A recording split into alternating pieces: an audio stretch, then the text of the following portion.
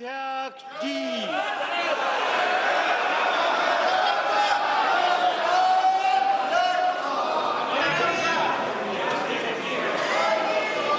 Item number 1, माननीय वित्त मंत्री Shrimati Nirmala Sitharaman ji. Item number 1।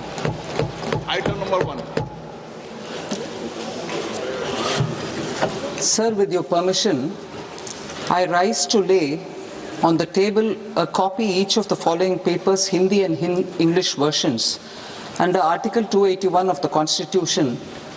Report for 2026 to 2031, Volume 1, Main Report of the 16th Finance Commission. 2. Report for 2026-2031, Volume 2, Annexures of the 16th Finance Commission. Number 3, explanatory memorandum as to the action taken on the recommendations contained in the above report. Item number 2, माननीय वित्त मंत्री निर्मला सीतारमन जी।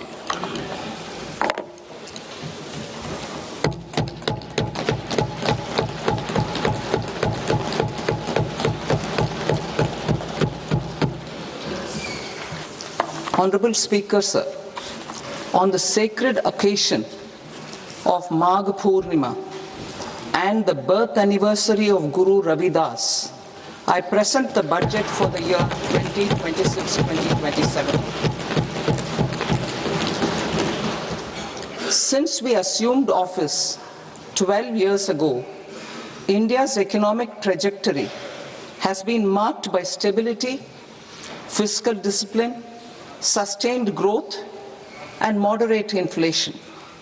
This is the result of conscious choices we have made, even in times heightened uncertainty and disruption. Our government, led by Honorable Prime Minister Modi, has decisively and consistently chosen action over ambivalence, reform over rhetoric, and people over populism. We have pursued far-reaching structural reforms, fiscal prudence and monetary stability, whilst maintaining a strong thrust on public investment. Keeping Atmanirbharta as a lodestar, we have built domestic manufacturing capacity, energy security, and reduced critical import dependencies. Simultaneously, we have ensured that citizens benefit from every action of the government, undertaking reforms to support employment generation, agricultural productivity, household purchasing power, and universal services to people. These measures have delivered a high growth rate of around 7% and helped us make substantial strides in poverty reduction and improvement in the lives of our people. Today, we face an external environment in which trade and multilateralism are imperiled and access to resources and supply chains are disrupted. New technologies are transforming production systems while sharply increasing demands on water, energy, and critical minerals. India will continue to take confident steps towards Vikasit Bharat, balancing ambition with inclusion. As a growing economy with expanding trade and capital needs, India must also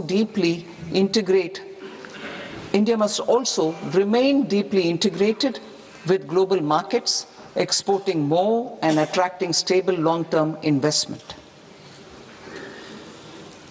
As I begin Part A, I want to express my gratitude to the people for standing firmly with us as we forge our way together towards becoming one of the largest economies of the world.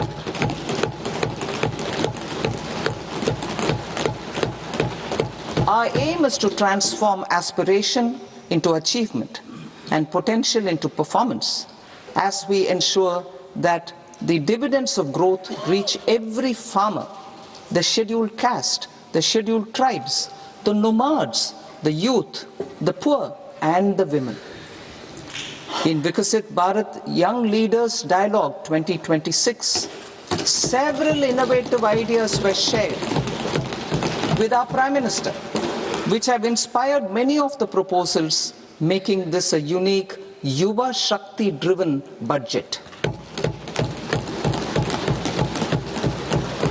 Our government's sankalp is to focus on our poor, underprivileged, and the disadvantaged.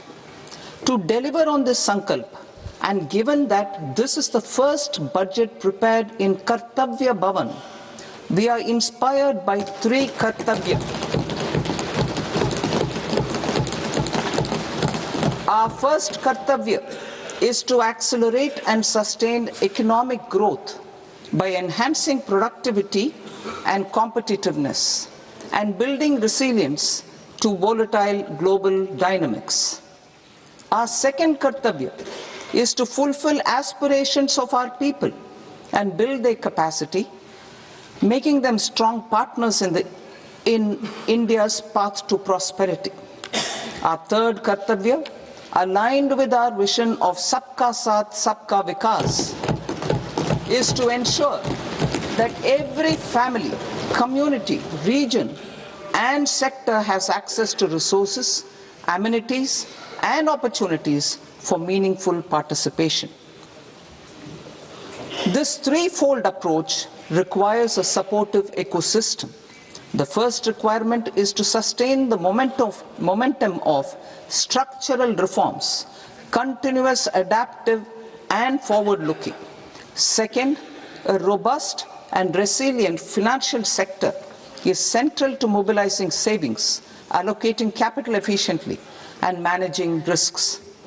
Third, cutting-edge technologies, including AI applications, can serve us as force multipliers for better governance. Reform Express. Our government has undertaken comprehensive reforms towards creating employment, boosting productivity, and accelerating growth.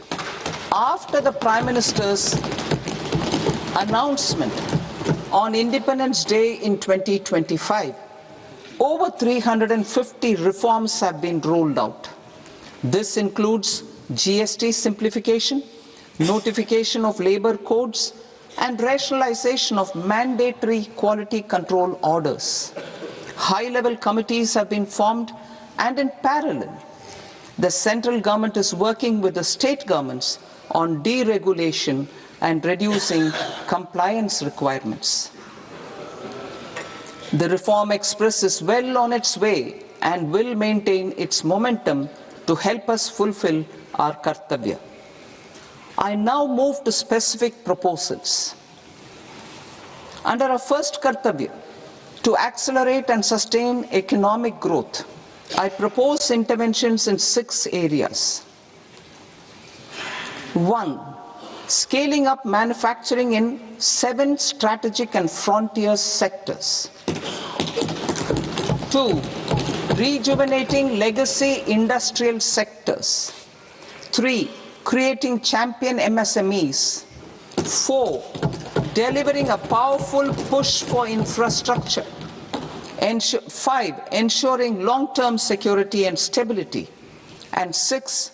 Developing city economic regions. Scaling up of manufacturing in 7 strategic and frontier sectors. Biopharma Shakti, meaning biopharma strategy for health advancement through knowledge, technology, and innovation. India's disease burden is observed to be shifting towards non-communicable diseases like diabetes, cancer, and autoimmune disorders. Biologic medicines are key to longevity and quality of life at affordable costs. To develop India as a global biopharma manufacturing hub,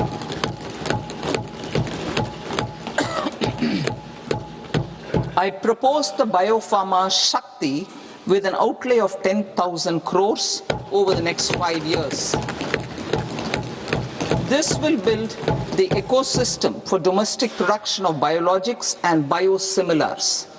The strategy will include a biopharma-focused network with 3 new national institutes of pharmaceutical education and research, popularly known as NIPERs, and upgrading 7 existing ones.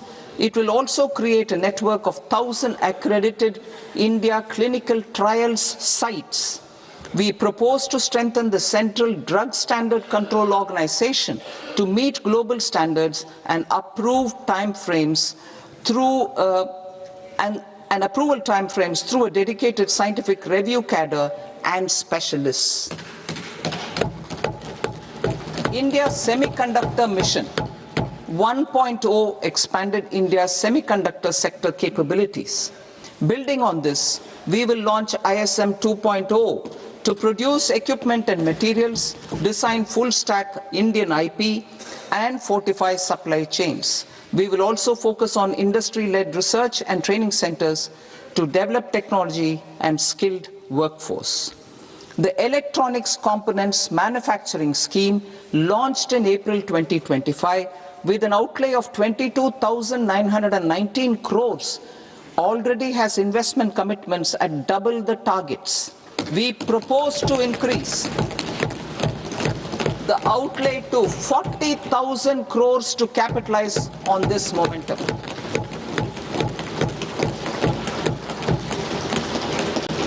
A scheme for rare earth permanent magnets was launched in 2025 November. We now propose to support the mineral-rich states of Odisha, Kerala, Andhra Pradesh and Tamil Nadu to establish dedicated rare earth corridors to promote mining, processing, research and manufacturing. To enhance domestic chemical production and reduce import dependency, we will launch a scheme to support states in establishing 3 dedicated chemical parks through challenge route on a cluster-based plug-and-play model. Strong capital goods.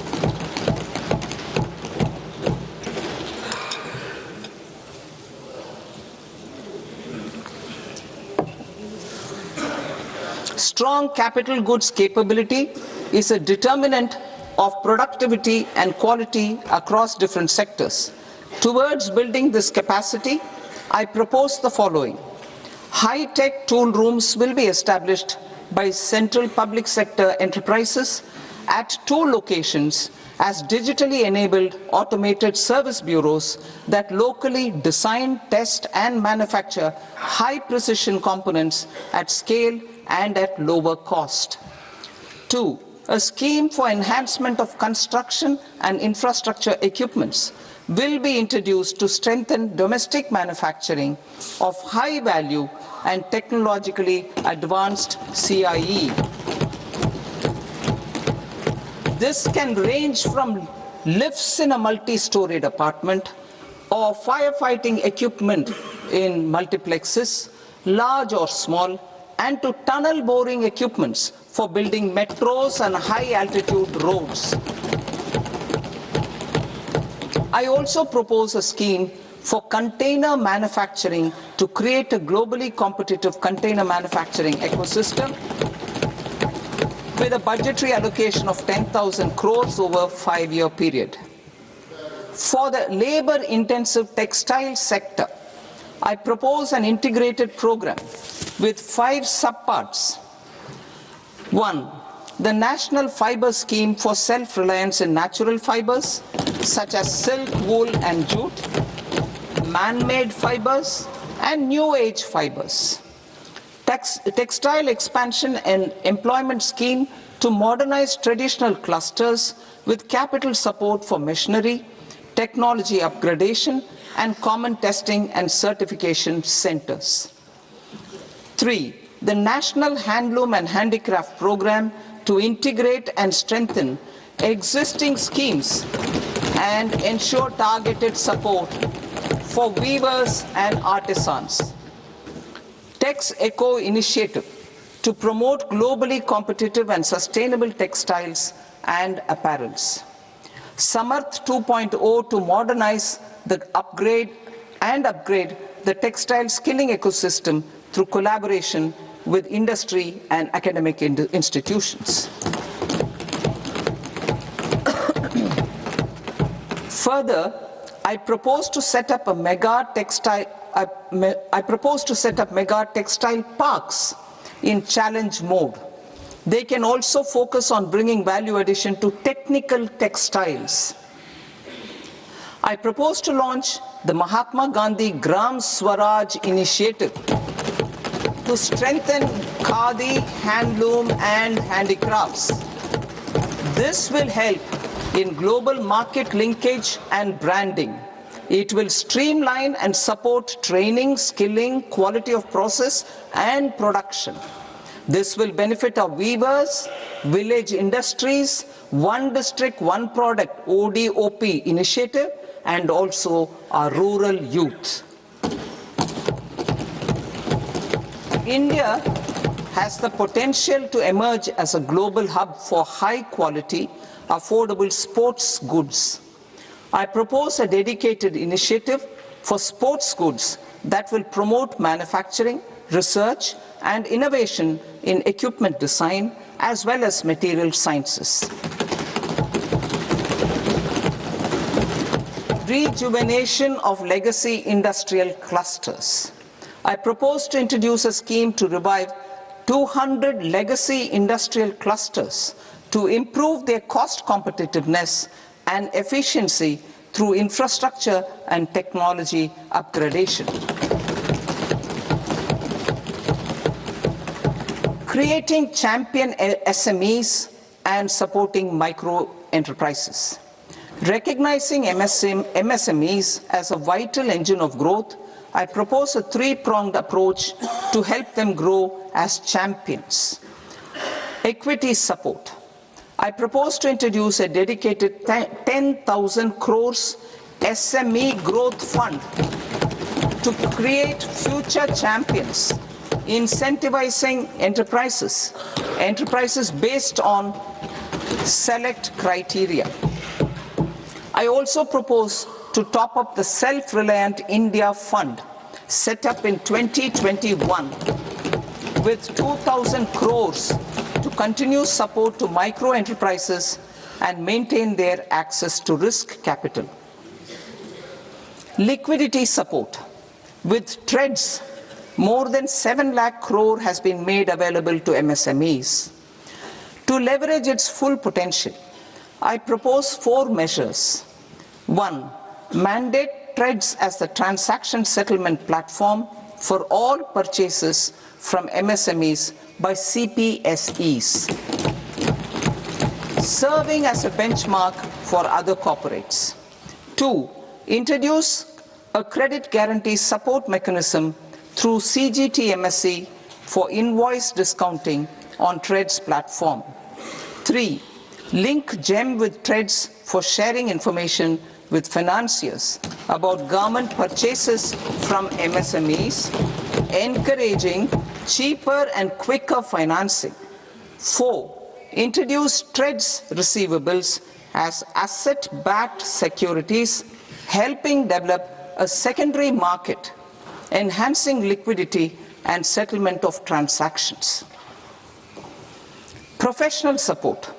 Government will facilitate professional institutions such as the ICAI, ICSI, ICMAI to design short-term modular courses and practical tools to develop a cadre of corporate mitras, especially in Tier 2 and Tier 3 towns. These accredited para-professionals will help MSMEs meet compliance requirements at affordable costs. Infrastructure. During this past decade, our government has undertaken several initiatives for large-scale enhancement of public infrastructure, including through new financing instruments such as Infrastructure Investment Trust (InvITs) and Real Estate Investment Trust (REITs), and institutions like NIIF and NABFID. We shall continue to focus on developing infrastructure in cities with over 5 lakh population, that is tier 2, tier 3 cities, which have expanded to become growth centers. Public capital expenditure has increased manifold from 2 lakh crore in 2014-15 to an allocation of 11.2 lakh crore in BE 25-26. In this coming year, that is financial year 2026-27, I propose to increase it to 12.2 lakh crores to continue the momentum. To strengthen the confidence of private developers regarding risks during infrastructure development and construction phase, I propose to set up an infrastructure risk guarantee fund to provide prudentially calibrated partial credit guarantee to lenders. Over the years, RITES have emerged as a successful instrument for asset monetization. I propose to accelerate recycling of significant real estate assets of the CPSEs through the setting up of dedicated RITES. To promote environmentally sustainable movement of cargo, I propose to 1. Establish new dedicated freight corridors connecting Dankuni in the east to Surat in the west. Operationalize 20 new national waterways over the next 5 years. Starting with National Waterways 5 in Orissa to connect mineral-rich areas of Talche skills. Further, a ship repair ecosystem catering to inland waterways will also be set up at Varanasi and Patna. And C, launch a coastal cargo promotion scheme for incentivizing a modal shift from rail to road to increase the share of inland waterways and coastal shipping from 6% to 12% by 2047. To enhance last mile and remote connectivity and promote tourism, I propose to give incentives to indigenize manufacturing of seaplanes. A seaplane VGF scheme will be also introduced to provide support for operations. Carbon capture, utilization and storage. Aligning with the roadmap launched in December 2025, the carbon capture,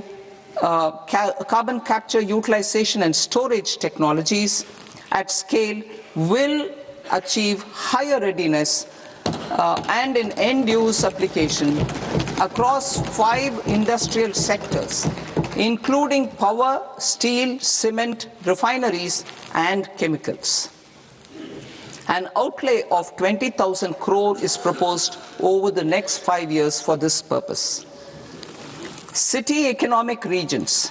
Cities are India's engines of growth, innovation, and opportunities. We shall now focus on tier 2, tier 3 cities, and even temple towns, which need modern infrastructure and basic amenities. This budget aims to further amplify the potential of cities to deliver the economic power of agglomerations by mapping city economic regions based on their specific growth drivers. An allocation of 5,000 crore per CER over 5 years is proposed for implementing their plans through a challenge mode with a reform-cum-result-based financing mechanism. In order to promote environmentally sustainable passenger systems, we will develop 7 high-speed rail corridors between cities as growth connectors, namely Mumbai to Pune, Pune to Hyderabad, Hyderabad to Bengaluru, Hyderabad to Chennai, Chennai to Bengaluru, Delhi to Varanasi, Varanasi to Siliguri.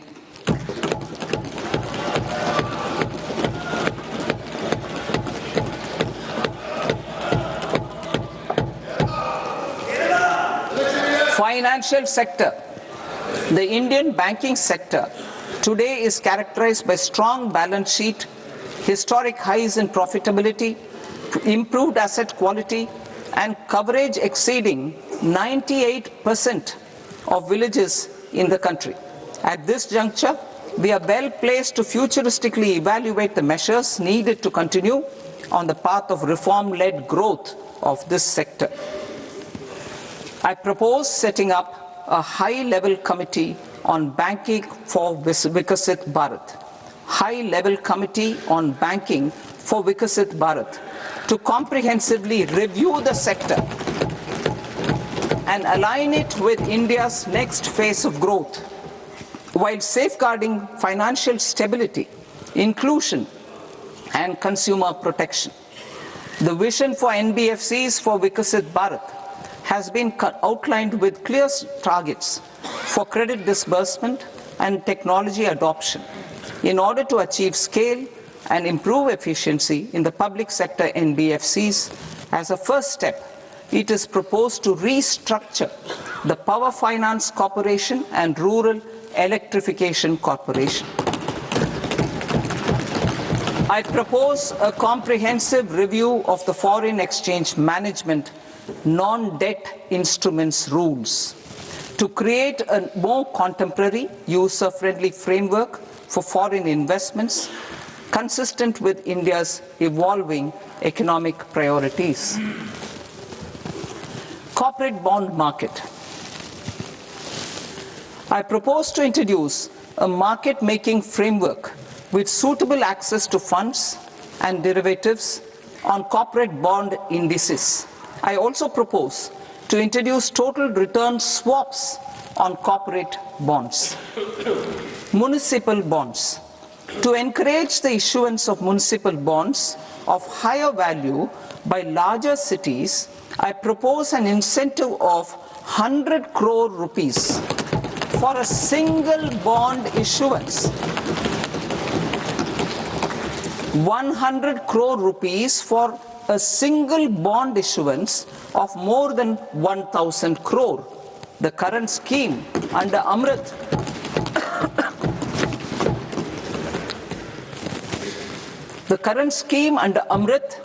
which incentivizes issuances up to 200 crores only, will also continue to support smaller and medium towns. That will also continue to support the smaller and medium towns. Ease of doing business. Individual persons resident outside India, PROI, will be permitted to invest in equity instruments of listed Indian companies through the Portfolio Investment Scheme. It is also proposed to increase the investment limit for an individual PROI under the scheme from 5% to 10%, with an overall investment limit for all individual PROIs to 24% from the current 10%. Emerging technologies including AI. 21st century is technology driven.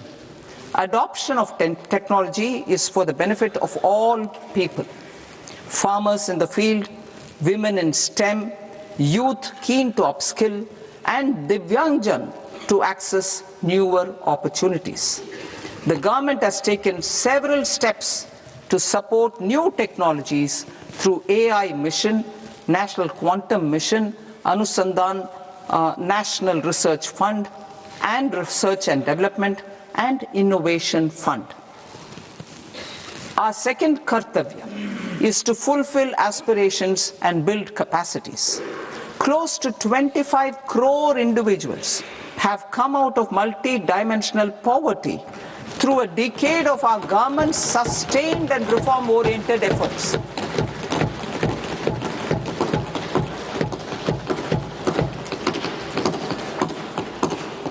Our government has therefore decided to place a renewed emphasis on the service sector to provide a pathway to fulfilling aspirations of a youthful India with the following measures.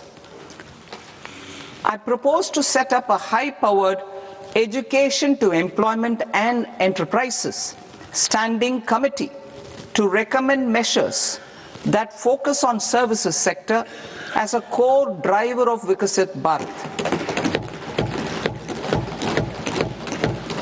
This will make us a global leader in services with a 10% global share by 2047. The committee will prioritize areas to optimize the potential for growth, employment, and exports. They will also assess the impact of emerging technologies, including AI, on jobs and skill requirements and propose measures thereof. To create a range of skilled career pathways, a new range of skilled career pathways for our youth, I propose interventions in the following sectors. Health. Existing institutions for allied health professionals will be upgraded and new AHP institutions established in private and government sectors. This will cover 10 selected disciplines, including optometry, radiology, anesthesia, OT technology, applied psychology and behavioral health, and add 1 lakh AHPs over the next 5 years. A strong care system covering geriatric and allied care services will be built. A variety of NSQF aligned programs will be developed to train multi-skilled caregivers, combining core care and allied skills such as wellness, yoga, and operation of medical assistive devices. In the coming year, 1.5 lakh caregivers will be trained.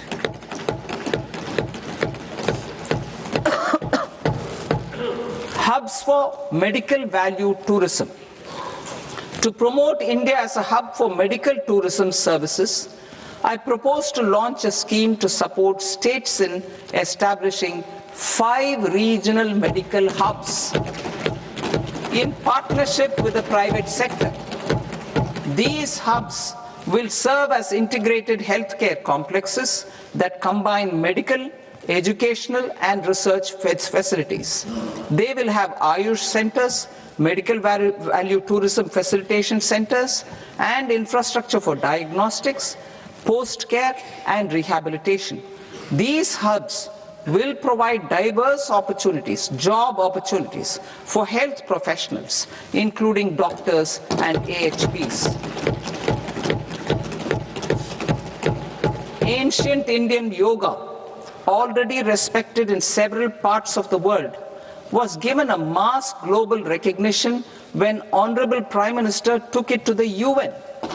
Post-COVID, Ayurveda gained a similar global acceptance and recognition. Exporting quality Ayurveda products helps farmers who grow the herbs and youth who process the products. To meet growing global demand, a few more steps are being taken. I propose to 1. Set up 3 new All India Institutes of Ayurveda. 2. Upgrade Ayush pharmacies and drug testing labs for higher standards of certification ecosystem and make available more skilled personnel. 3. Upgrade the WHO Global Traditional Medicine Center in Jamnagar to bolster evidence-based research, training, and awareness for traditional medicine. Animal husbandry. Livestock contributes to close to 16% of farm income, including of poor and marginal households. To scale up availability of veterinary professionals by more than 20,000, I propose to roll out a loan-linked capital subsidy support scheme for establishment of veterinary and para-veterinary colleges, veterinary hospitals, diagnostic laboratories, and breeding facilities in private sector. Collaboration between Indian and foreign institutions will also be facilitated. Orange economy. India's animation, visual effects, gaming and comics sector, ABGC sector, is a growing industry projected to require 2 million professionals by 2030. I propose to support the Indian Institute of Creative Technologies, Mumbai, in setting up ABGC content creator labs in 15,000 secondary schools all over the country and 500 colleges. The Indian design industry is expanding rapidly, and yet there is a shortage of Indian designers. I propose to establish, through Challenge Route, a new National Institute of Design to boost design education and development in the eastern region of India. Education. Our government will support states through Challenge Route in creating 5 university townships in the vicinity of major industrial and logistics corridors. These planned academic zones will host multiple universities, colleges and research institutions, skill centers and residential complexes. In higher education, STEM institutions, prolonged hours of study and laboratory work pose some challenges for girl students. Through VGF, Viability Gap Funding and capital support, one girls' hostel will be established in every district.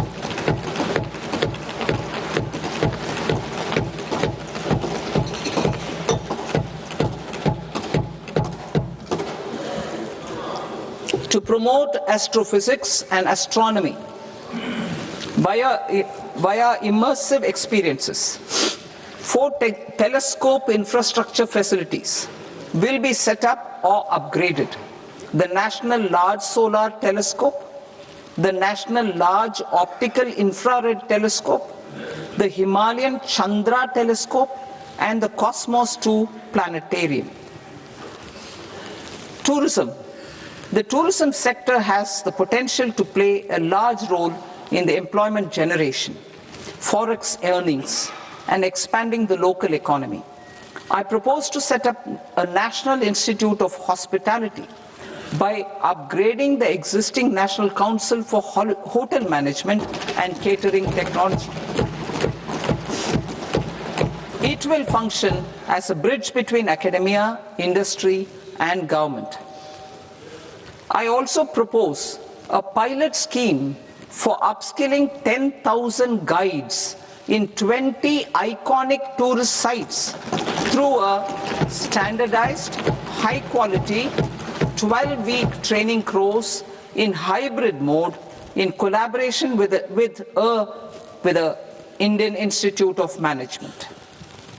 A national destination digital knowledge grid will be established to digitally document all places of significance, cultural, spiritual, and heritage. This initiative will create a new ecosystem of jobs for local researchers, historians, content creators, and technology partners. India has the potential and opportunity to offer world-class trekking and hiking experience.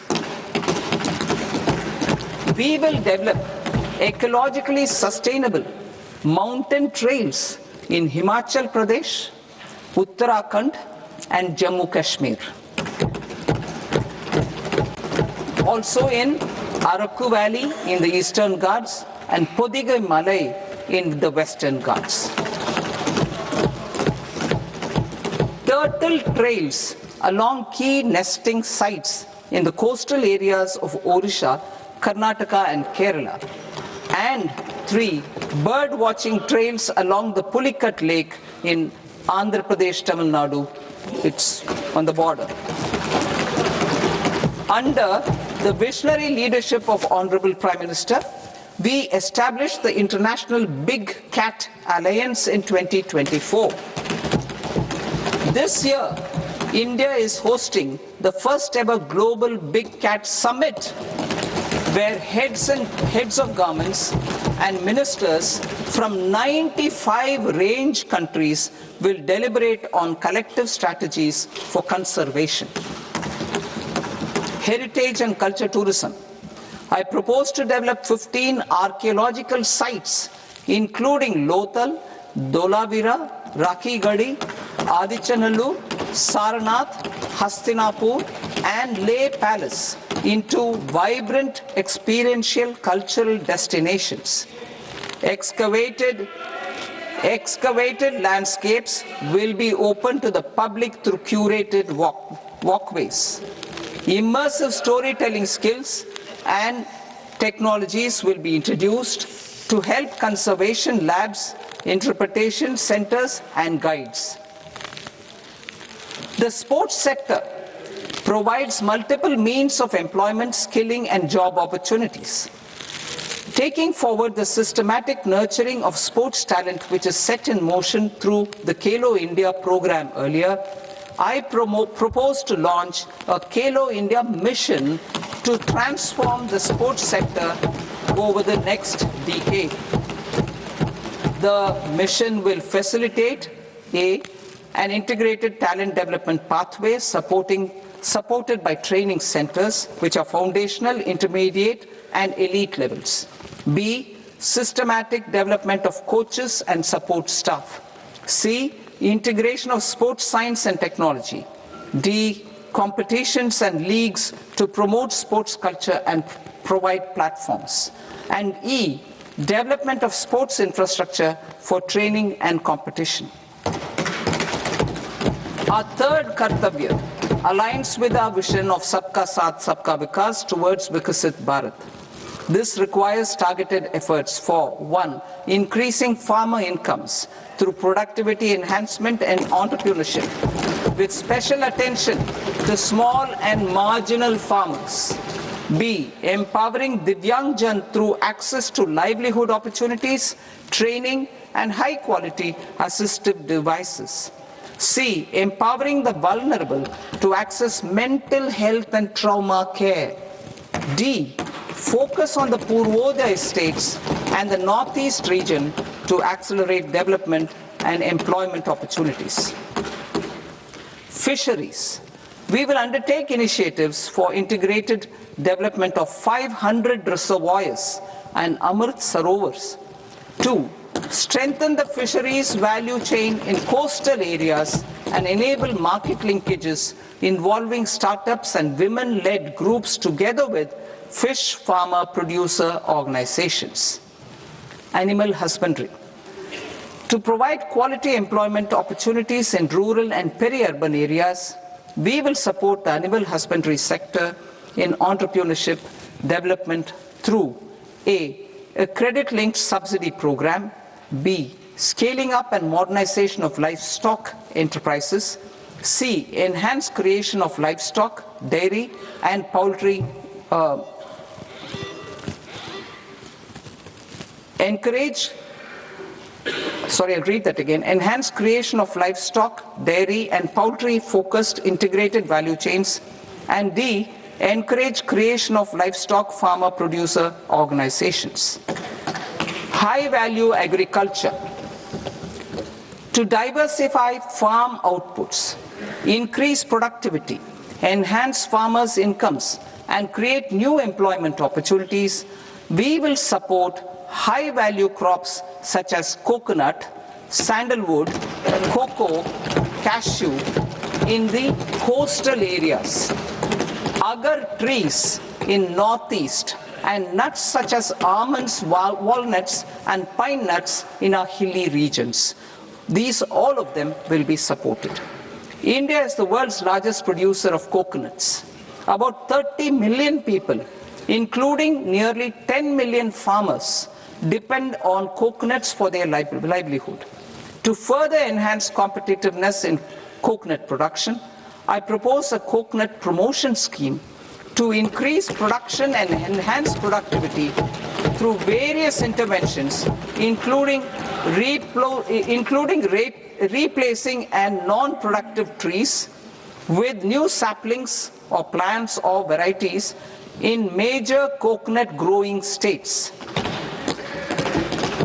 A dedicated program is proposed for Indian cashew and cocoa to make India self-reliant in raw cashew and coconut production and processing, enhance export competitiveness, and transform Indian cashew and Indian cocoa into premium global brands by 2030.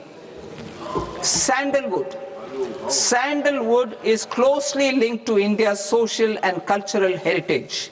Our government will partner with state governments to promote focused cultivation and post-harvest processing to restore the glory of the Indian sandalwood ecosystem, to rejuvenate old, low-yielding orchards, and expand high-density cultivation of walnuts, almonds, and pine nuts.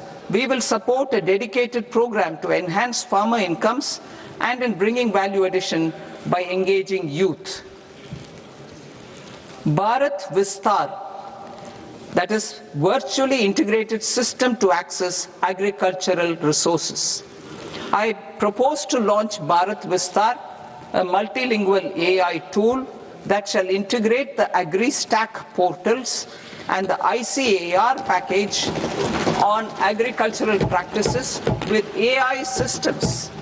This will enhance farm productivity, enable better decisions for farmers, and reduce risk by providing customized advisory support. She-Marts for rural women-led enterprises. Building on the success of Lakpati Didi program, I propose to help women take the next step from credit-linked livelihoods to being owners of enterprises. Self-help entrepreneur, She-Marts will be set up as community-owned retail outlets within the cluster-level federations through enhanced and innovative financing instruments. Empowering Divyangjan. Divyangjan Kaushal Yojana. Information technology, AVGC sectors, hospitality and food and beverages sectors often offer task-oriented and process-driven roles which are suitable for Divyangjan. We will ensure dignified livelihood opportunities through industry-relevant and customized training specific to each Divyangjan group. Divyang Sahara Yojana. Timely access to high-quality assistive devices for all eligible Divyangjan is a fundamental need. I propose to 1. Support the Artificial Limbs Manufacturing Corporation of India, ALIMCO, to set up and to scale up production of assistive devices, invest in R&D and AI integration, strengthen PM Divyasha Kendras, and support setting up of assistive technology marts as modern retail style centers where Divyangjan and senior citizens can see, try and purchase assistive products. Reaffirming our commitment to mental health and trauma care. There are no national institutes for mental health care in North India. We will therefore set up a NIMHANS 2 and also upgrade national mental health institutes in Ranchi and in Tezpur as regional apex institutions. Emergencies expose families, particularly the poor and vulnerable, to unexpected expenditure.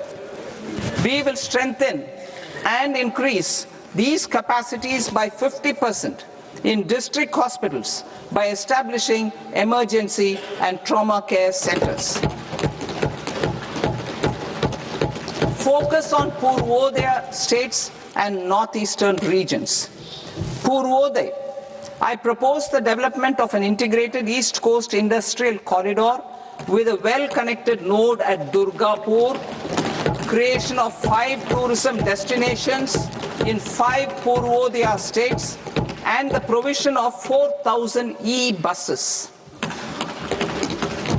Buddhist sites in northeastern region. The northeastern region is a civilizational confluence of Theravada and Mahayana or Vajrayana traditions. I propose to launch a scheme for development of Buddhist circuits in Arunachal Pradesh, Sikkim, Assam, Manipur, Mizoram, and Tripura. The scheme will cover preservation of temples and monasteries, pilgrimage interpretation centers, connectivity, and pilgrim amenities. 16th Finance Commission. On 17th November 2025, the 16th Finance Commission submitted its report to the President. As mandated under Article 281 of the Constitution, the government is to lay the report along with the explanatory memorandum on the action taken report on the recommendations of the Commission in Parliament, which, Sir, Honourable Speaker, you've allowed me to do at the commencement of this session. The government has accepted the recommendation of the Commission to retain the vertical share of devolution at 41%. As recommended by the Commission, I have provided 1.4 lakh crores of rupees to the states for the year 2026-2027 as Finance Commission grants. These include rural and urban local body and disaster management grants. Fiscal consolidation. Government has been delivering on our fiscal commitments consistently without compromising on social needs.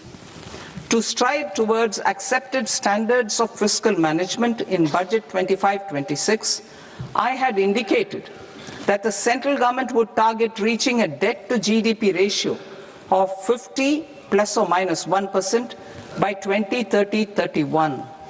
In line with this, the debt to GDP ratio is estimated to be 55.6% of GDP in BE 26-27, compared to 56.1% of GDP in RE 25-26.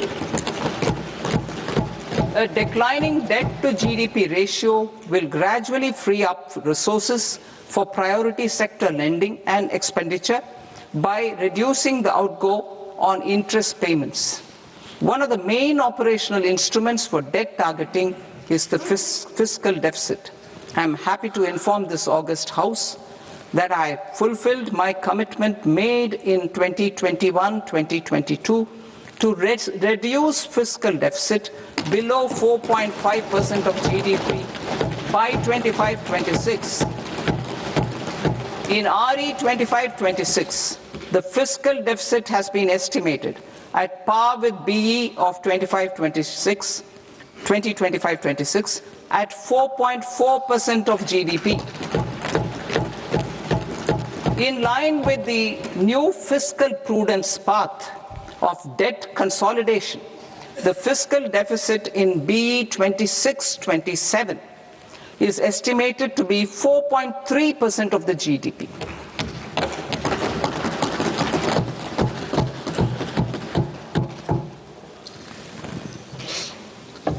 The revised estimates of the non-debt receipts are 34 lakh crore rupees, of which the centre's net tax receipts are 26.7 lakh crore. The revised estimate of the total expenditure is 49.6 lakh crore rupees, of which the capital expenditure is about 11 lakh crores.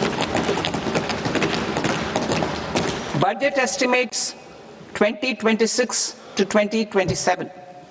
Coming to 26-27, the non-debt receipts and the total expenditure are estimated as 36.5 lakh crore and 53.5 lakh crore respectively. The centre's net tax receipts are estimated at 28.7 lakh crore rupees. To finance the fiscal deficit, the net market borrowings from dated securities are estimated at 11.7 lakh crore rupees. The balance financing is expected to come from small savings and other sources. The gross market borrowings are estimated at 17.2 lakh crore rupees. I'll now move to Part B. Part B, direct taxes.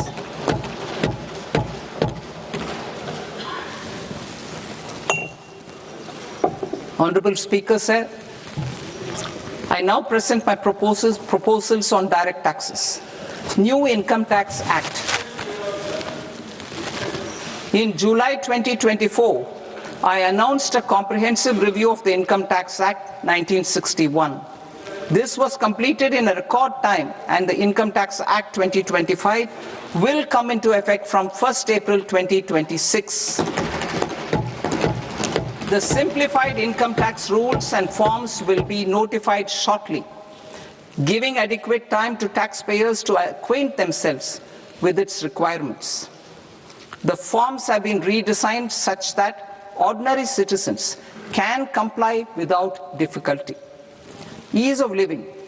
I propose that any interest awarded by the Motor Accident Claims Tribunal to a natural person will be exempt from income tax, and any TDS on this account will be done away with. I propose to reduce TCS rate on the sale of overseas tour program package from the current 5% and 20% to 2% without any stipulation of amount. I propose to reduce TCS rate for pursuing education and for medical purposes under the Liberalized Remittance Scheme, popularly known as LRS, from 5% to 2%. Supply of manpower services is proposed to be specifically brought within the ambit of payment to contractors for the purpose of TDS to avoid ambiguity. Thus, TDS on these services will be at the rate of either 1% or 2% only. I propose a scheme for small taxpayers wherein a rule-based automated process will enable obtaining a lower or nil deduction certificate instead of filing an application with the assessing officer. For the ease of taxpayer holding securities in multiple companies, I propose to enable depositories to accept Form 15G or Form 15H from the investor and provide it directly to various relevant companies. I propose to extend time available for revising returns from 31st December to up to 31st March with the payment of a nominal fee. I also propose to stagger the timeline for filing of tax returns. Individuals with ITR 1 and ITR 2 returns will continue to file till 31st July, and non-audit business cases or trusts are proposed to be allowed time till 31st August. TDS on sale of immovable property by a non-resident is proposed to be deducted and deposited through resident buyers and his or her PAN-based challan instead of requiring a TAN, which is a temporary accounting number. To address practical issues of small taxpayers like students, young professionals, tech employees, relocated NRIs, and such others, I propose to introduce a one-time 6-month foreign asset disclosure scheme for these taxpayers to disclose income or assets below a certain size. This scheme would be applicable for two categories of taxpayers, namely A, who did not disclose their overseas income or assets, and B, who disclosed their overseas income and or paid due tax but could not declare the asset acquired. For category A, the limit of undisclosed income or asset is proposed to be up to 1 crore rupees. they need to pay 30% of fair market value of asset or 30% of undisclosed income as tax and 30% as additional income tax in lieu of penalty and would thereby get immunity from prosecution. For category B, asset value is proposed to be up to 5 crore rupees. Here, immunity from both penalty and prosecution will be available with a payment of fee of 1 lakh rupees. Rationalizing penalty and prosecution. Multiplicity of proceedings are hindrance to the ease of doing business. I propose to integrate assessment and penalty proceedings by way of a common order for both. There will be no interest liability on the taxpayer on the penalty amount for the period of appeal before the first appellate authority, irrespective of the outcome of appeal process. Further, quantum of prepayment is being reduced from 20% to 10% and will continue to be calculated only on core tax demand. As an additional measure for reducing litigation, I propose to allow taxpayers to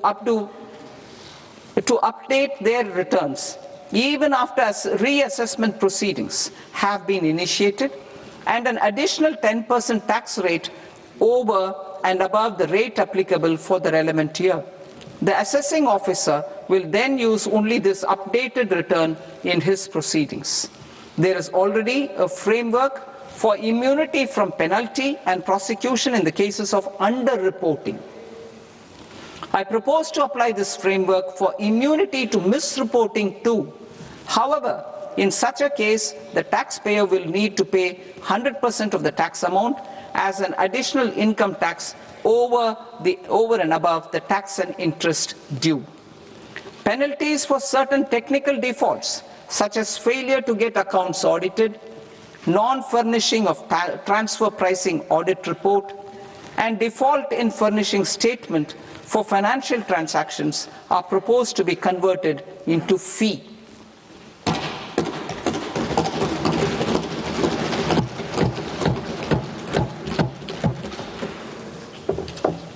I propose to rationalize prosecution framework under Income Tax Act while maintaining a careful balance for deterrence in some serious offence. Non-production of books of account and documents and requirement of tedious payment where payment is made in kind are being decriminalized. Further, minor offences will attract fine only. The remaining prosecutions will be graded commensurate with the quantum of offence. They will entail only simple imprisonment with maximum imprisonment reduced to 2 years and power to courts to convert even those into fines. There is no penalty. There is no penalty presently for non-disclosure of non-immovable foreign assets with aggregate value less than 20 lakh rupees. I propose to also provide them with immunity from prosecution with retrospective effect from 1/10/2024.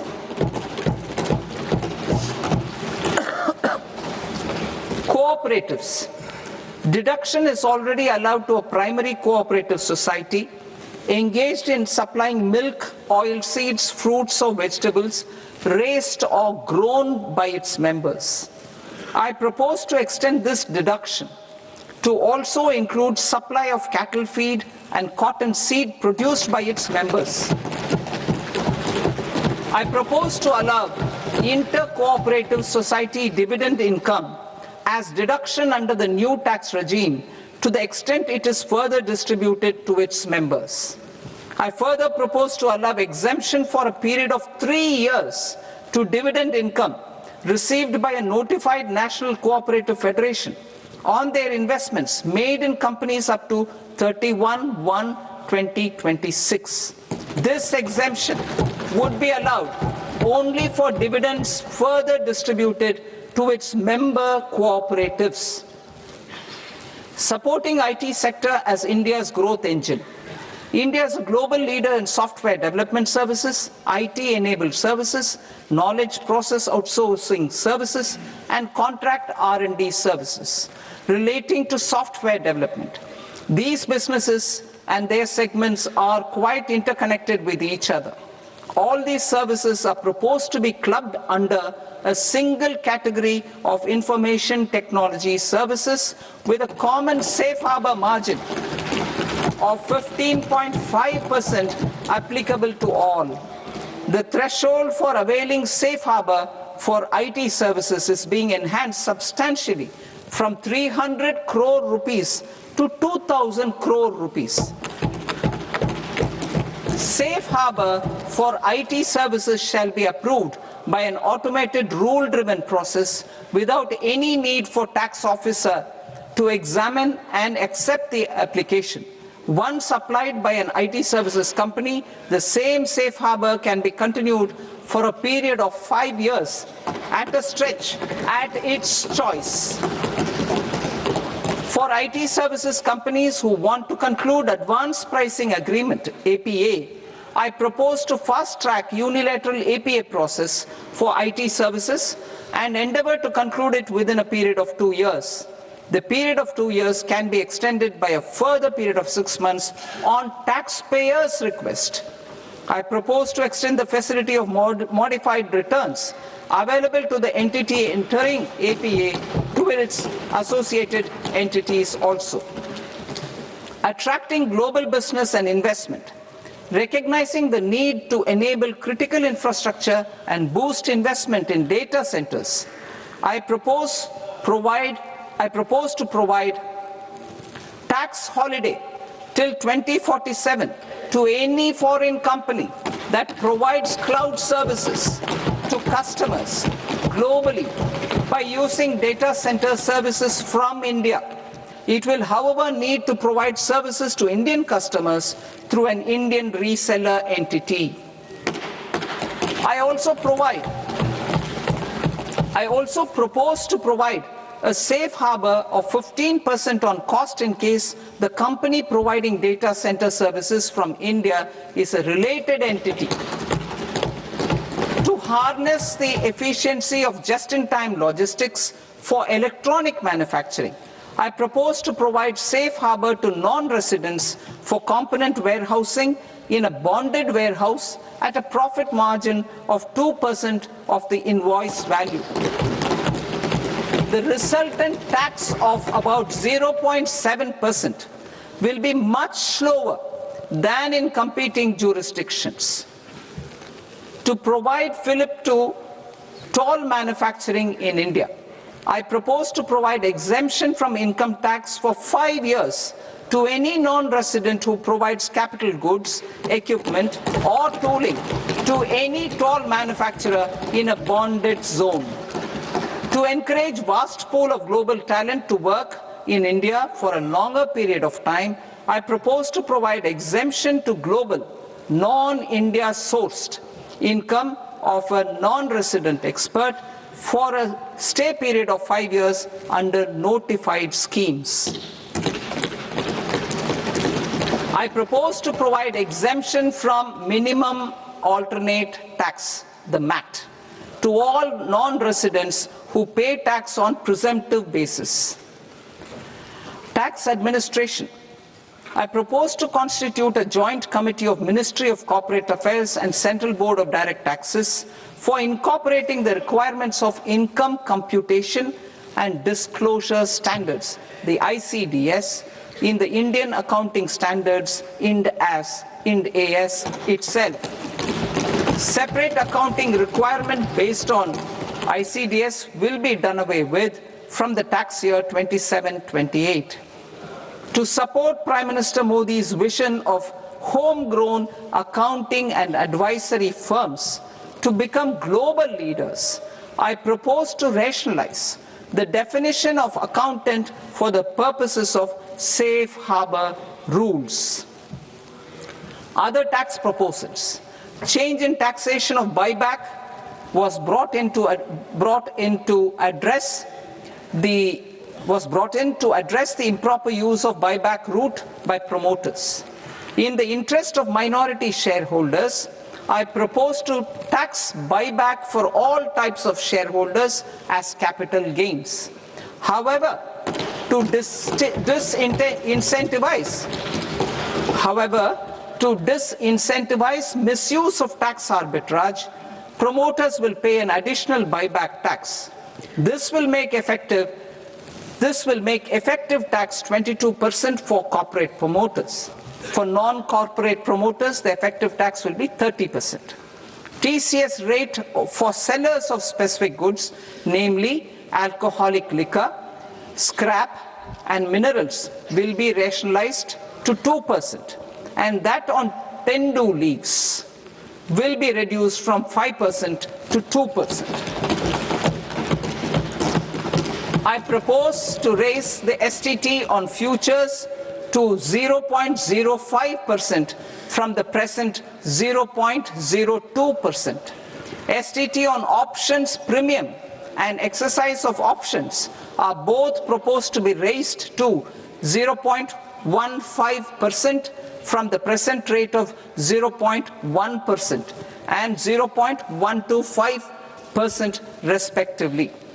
We reformed the taxation landscape for corporates in 2019 by providing them a simplified regime with lower tax rate so that they could productively focus on business rather than on claim of deductions and exemptions. To encourage companies to shift to the new regime, set-off of brought forward MAT credit, minimum alternate tax credit, is proposed to be allowed to companies only in the new regime.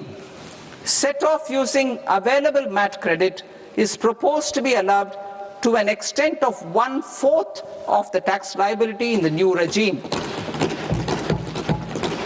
MAT is proposed to be made final tax, so there will be no further credit accumulation from 1st April 2026. In line with this change, the rate of final tax is being reduced to 14% from the current MAT rate of 15%. The brought forward MAT credit of taxpayers accumulated till 30th March 2026 will continue to be available to them for set-off as above. Indirect taxes. I shall now take up proposals related to indirect taxes. My proposals for customs and central excise aim to further simplify the tariff structure, support domestic manufacturing, promote export competitiveness, and correct inversion in duty. To continue weeding out long-continuing customs duty exemptions, I propose to remove certain exemptions on items which are being manufactured in India or where the imports are negligible.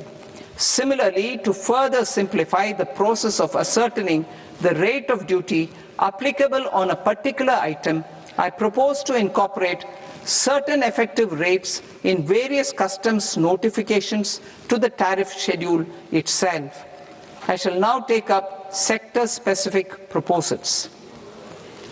Promotion of exports of marine, leather, and textile products.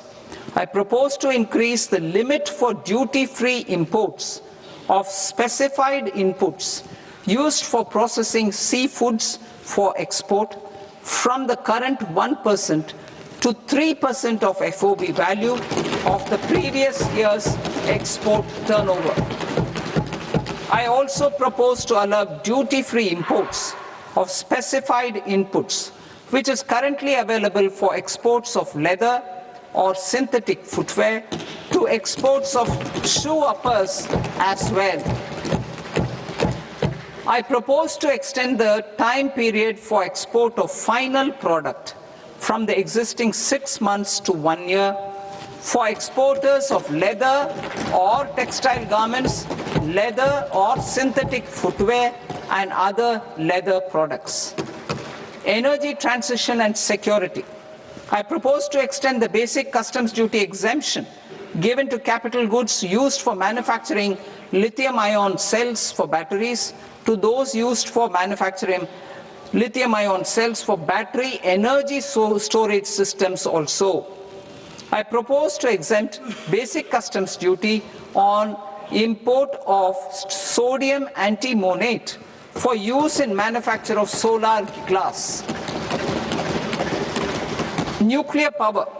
I propose to extend the existing basic customs duty exemption on imports of goods required for nuclear power projects till the year 2035 and expand it for all nuclear plants irrespective of their capacity. Critical minerals.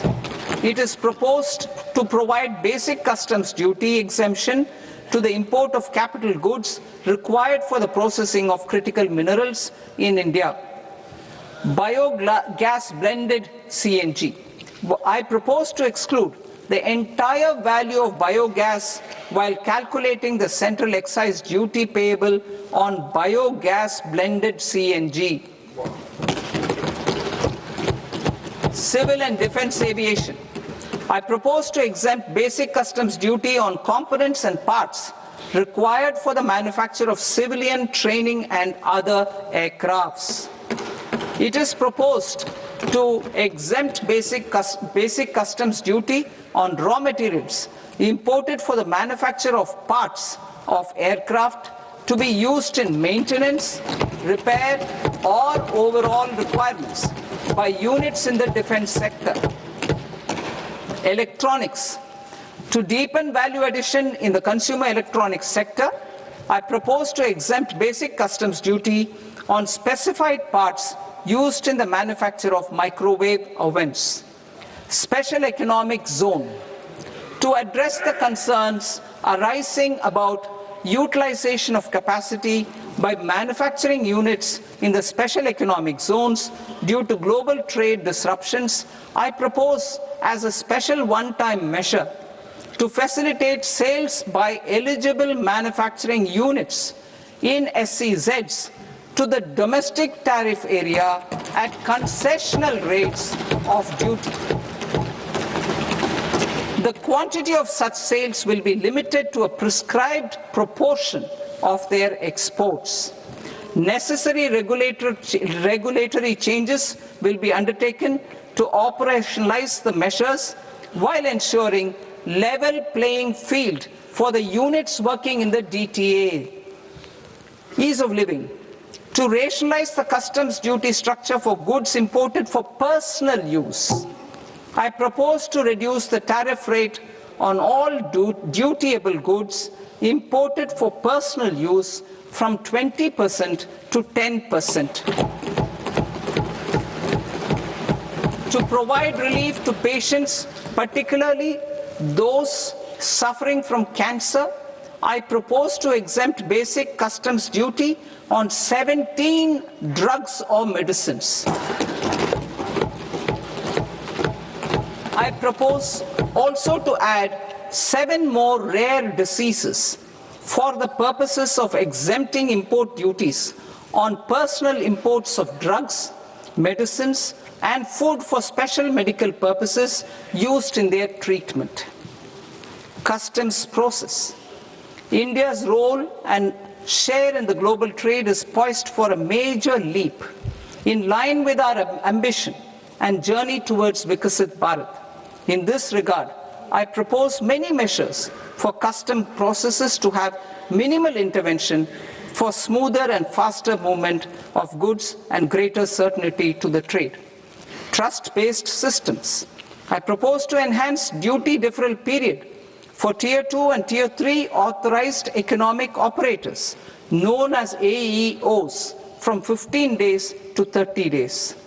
I propose to provide eligible manufacturer importers the same duty deferral facility. This should encourage them to get themselves accredited as a full-fledged Tier 3 AEO in due course. To provide greater certainty and for better business planning, I propose to extend validity period of advance ruling binding on customs from the present 3 years to 5 years. In the spirit of the whole of government approach,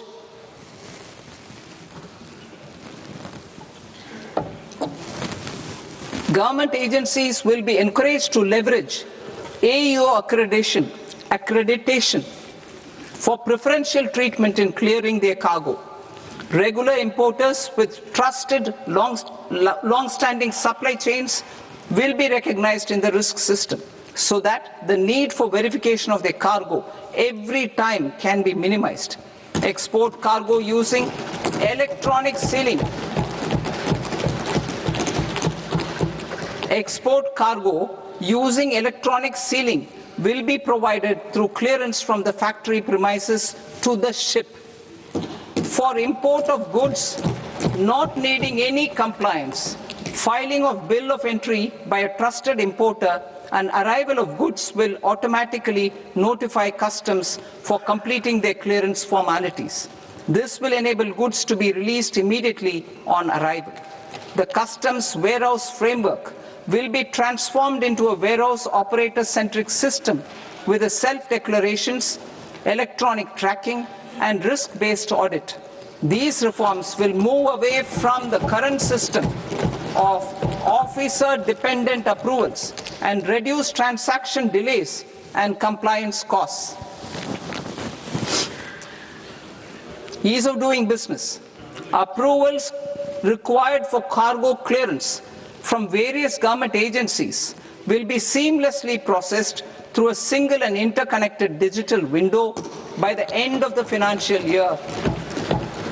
Processes involved in clearance of food, drugs, plant, and animal and wildlife products, accounting for about 70% of interdicted cargo, will be operationalized on this system by April 2026 itself. For goods not having any compliance requirement, clearance will be done by customs immediately after online registration is completed by the importer, subject to the payment of duty. Customs integrated system will be rolled out in 2 years as a single integrated and scalable platform for all customs processes. Utilization of non-intrusive scanning with advanced imaging and AI technology for risk assessment will be expanded in a phased manner with the objective to scan every container across all the major ports. New export opportunities to support Indian fishermen to fully harness the economic value of marine resources beyond our territorial waters. The following measures will be taken. A. Fish catch by an Indian fishing vessel in exclusive economic zone or on the high seas will be made free of duty. Landing of such fish on foreign port will be treated as export of goods. Safeguards will be put in place to prevent misuse during fish catch, transit, or transshipment. To support aspirations of India's small businesses, artisans, and startups to access global markets through e-commerce, I am pleased to announce complete removal of the current value cap of 10 lakh rupees per consignment on courier exports. In addition, handling of rejected and returned consignments will be improved with effective use of technology for identifying such consignments. I propose to revise provisions governing baggage clearance during international travel to address genuine concerns of passengers.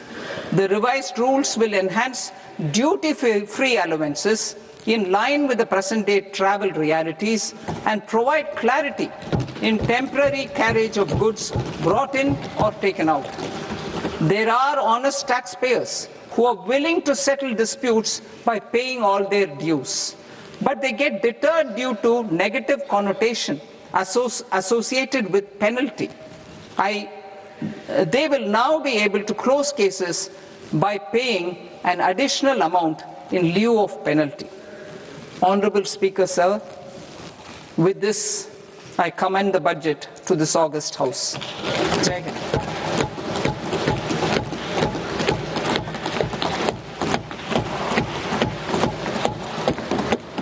One and a half hours.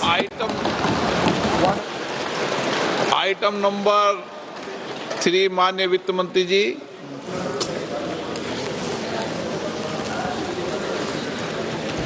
Item number 2, sir. 3।